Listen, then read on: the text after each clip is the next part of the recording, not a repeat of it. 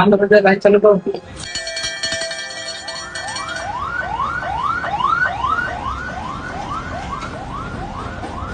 આગનું પ્રમાણ એટલું મોટું કે બહારથી જુઓ તો તમને લાગે કે કશું નથી થયું, પણ અંદર ખૂબ જ ભયંકર આગ પસરી ચૂકી હતી. એ આગના જ એટલા બધા ભયાનક દ્રશ્યો હતા ને આગની જ એટલી વિકરાળ રૂપ લઈ લીધું હતું કે એનામાંથી બહાર નીકળવું જ અમારા માટે બહુ મુશ્કેલ થઈ જતું હતું. તેમ છતાંય અમે અંદર ફોર્સ એન્ટ્રી લઈને અમારા કર્મચારીઓ અધિકારીઓએ માથું મૂકીને આગમાં કામ કર્યું છે.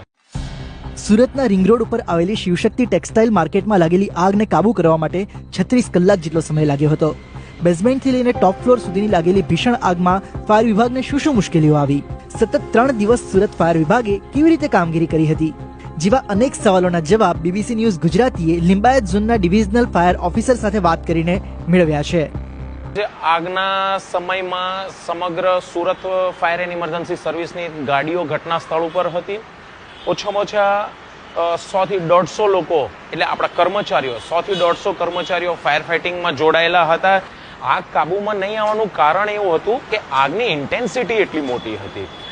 બીજી કે ધુવાડો એટલો બધો પસરી ગયો હતો આખા બિલ્ડિંગમાં કે બિલ્ડિંગમાંથી ધુવાડો બહાર જે નીકળતો હતો પણ એ એટલો યોગ્ય પ્રમાણમાં નહોતો, જેના કારણે અમારે આગ બુઝાવવામાં અને વિઝિબિલિટી ઝીરો થઈ ગઈ હતી. વિઝિબિલિટી ઝીરોની સાથે સાથે જે પ્રમાણમાં આગ હતી એ પ્રમાણે જોવા જાવ તો હીટ પણ એટલી ડેવલપ થઈ હતી, એની જોડે રેડિયેશન પણ એટલું ફેંકે અને એની સામે અમારે જજોમીને કામ કરવાનું રહેતું હતું. એ તો એક ટેકનિકલ રીઝન થઈ ગયો, પણ વિઝિબિલિટી ઝીરો થઈ જાય, માણસ અંદર જાય અને એને સર્ચ કરવું પડે કે ક્યાં કઈ દુકાનમાં કેવી રીતે આગ લાગી, કેટલા પ્રમાણની આગ છે. દુકાનો તમામ બંધ હતી કેમ કે 26મી તારીખ હતી અને ત્યારે મહાશિવરાત્રીનો પર્વ હતો, માર્કેટ ખુલ્લી ન હતી એટલે બધે તાળા મારેલા હતા. હવે તાળા તોડવા, એ તાળા તોડીને શટર ખોલીને એ આગને પર ફાઇટ કરવું એટલે એ એક ટાઈમ કન્ઝ્યુમિંગ એક ટીડીએસ કામ હતું. દરેક આગ અને દરેક આગની વખતે એક નવો ચેલેન્જ હોય છે. આ એક રૂલ બુક જેવું નથી હોતું કે એક જ પ્રકારની આગમાં એક જ પ્રકારનું કામ કરવું, એવું નથી હોતું. દરેક આગના અલગ અલગ પ્રકાર હોય છે, દરેક આગમાં અલગ અલગ અનુભવ હોય છે. આ આગમાં અમને એવો અનુભવ થયો છે કે આગમાં હીટ, વેન્ટિલેશનનો અભાવ, વિઝિબિલિટી ઝીરો અને તેમ છતાંય આગનું પ્રમાણ એટલું મોટું કે બહારથી જુઓ તો તમને લાગે કે કશું નથી થયું, પણ અંદર ખૂબ જ ભયંકર આગ પસરી ચૂકી હતી. સૌથી મહત્વનું એવું હતું કે અમારા ઉપર જે એના સ્લેબના પોપડા પડતા હતા, તદુપરાંત બિલ્ડિંગની સ્ટેબિલિટી વીક થઈ ગઈ હતી. એ આગના જ એટલા બધા ભયાનક દ્રશ્યો હતા ને આગની જ એટલી વિકરાળ રૂપ લઈ લીધું હતું કે એનામાંથી બહાર નીકળવું જ અમારા માટે બહુ મુશ્કેલ થઈ જતું હતું.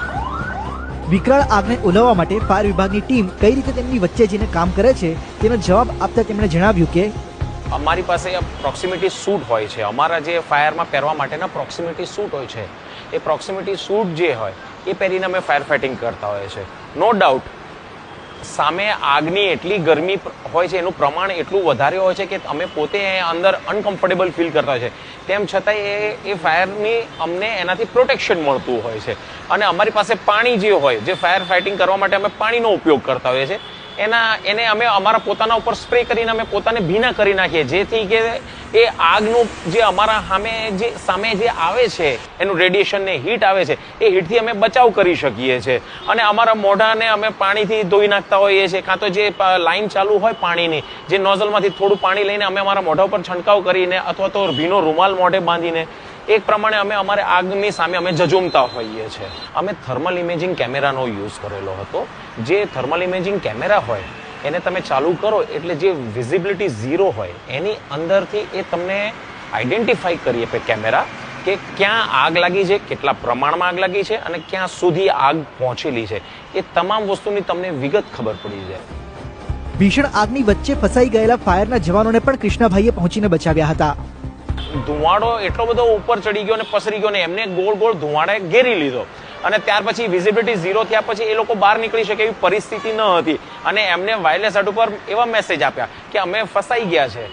એમના માટે થઈને હું અને મારા જોડેના 3 ટીમ તેમજ અમારા ડેપ્યુટી ચીફ ફાયર ઓફિસર સૃષ્ટિ ધોબી સાહેબ, એ લોકો નીચેથી આવ્યા અને અમે લોકો ઓલરેડી ઉપર કામ કરતા હતા. બધું કામ છોડીને અમે એ લોકોને બહાર નીકળવા માટે થઈને આખું ઓપરેશન કરવું પડે. અમે એમને સંપૂર્ણ રીતથી બહાર લઈને આવ્યા હતા. છેલ્લે કૃષ્ણભાઈ મોઢે જણાવ્યું હતું કે આવી આગની ઘટનાઓ ટાળવા માટે ટેકનોલોજીની સાથે સાથે ફાયર સેફટીની તાલીમ પણ જરૂરી છે.